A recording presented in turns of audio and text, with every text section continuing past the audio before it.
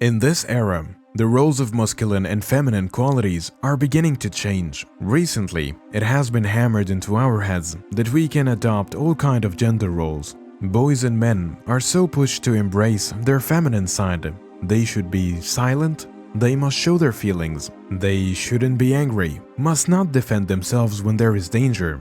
They must have little energy, and they are also encouraged to hide their masculine characteristics and instead connect with their softer and feminine behavior. Because of this, it is crucial to understand that men and women aren't created equally. Although we come from one soul, Allah subhanahu wa ta'ala created us differently. There is therefore no such thing as gender neutrality in Islam. You are either a man or a woman.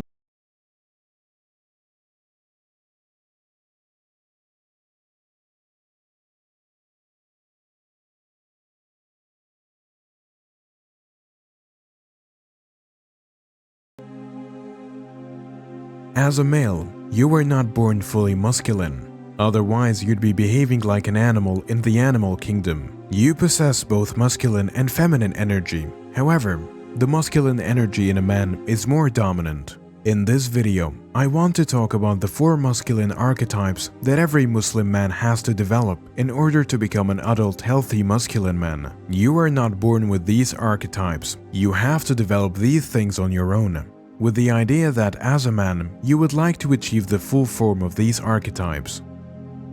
The first thing that you need to know is to get clear on what an archetype is. An archetype is a set pattern of behavior which causes you to react in a typical way to basic human problems.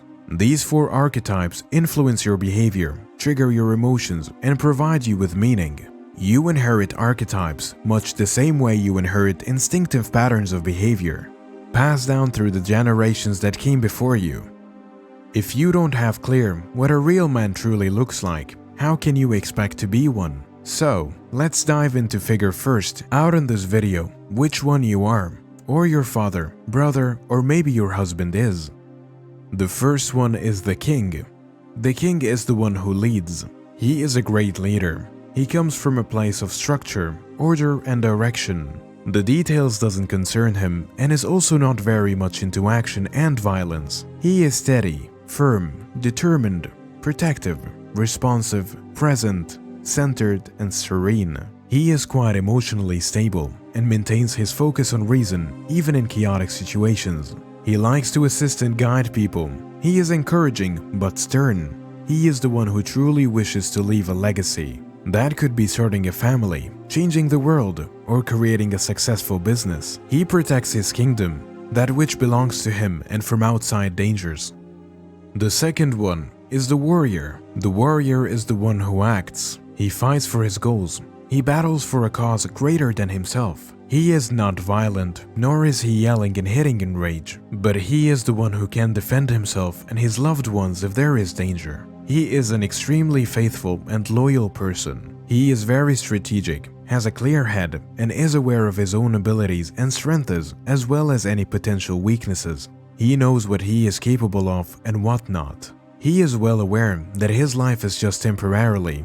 He embodied this by living each day to its fullest. He has a sharp mind and takes decisive actions. He doesn't do things to appear cool to others. He acts because he has a certain goal in mind. He is brave, he has self-control, is somewhat courageous, and a minimalist. Also, he is constantly considering what will come next. He takes his responsibility and always wants to keep growing. The third one is the wise. The wise is the one who thinks. He introduces new ideas and perspectives into your life. He is like a teacher. He watches, advises, and shares his wisdom and insight. He inspires and can open the eyes of others. Subhanallah. He possesses excellent principles. He's a man of laws, wisdom, and understanding. He patiently seeks for answers and asks a lot of questions. He understands that he will not get at his destination quickly. He understands that there are no shortcuts. The fourth one is the lover. The lover is the one who loves. He can love deeply. It is not just about loving a woman. It is generally about being able to enjoy, love, and appreciate. This might be a man's evening, or sitting on his mother's lap, enjoying a beautiful view, Simply cherish and love the moment. He draws out his depth in life. This gives meaning to life for the lover. For him, it's all about freedom, and he prefers to avoid structures and rules.